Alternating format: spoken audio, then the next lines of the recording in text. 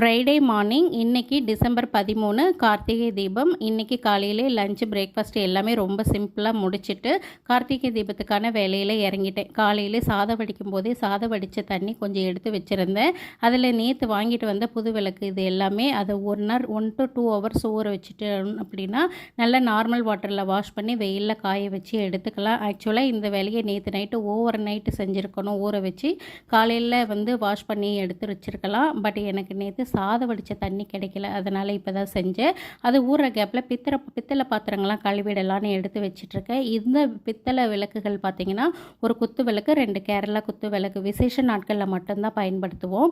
இந்த மாதிரி விசேஷ நாட்களில் மட்டும் பயன்படுத்துகிற பித்தளை பாத்திரங்களை பிளாஸ்டிக் கவருங்களை போட்டு வச்சோம் அப்படின்னா நல்லா புத்தம் புதுசாகவே இருக்கும். அதனால் இதை விளக்கி எடுத்துட்டு அதுக்கப்புறமா இந்த மண் விளக்குகளையும் கழுவி எடுத்துட்டேன். அனைவருக்கும் கார்த்திகை தீபம் நல்வாழ்த்துக்கள்.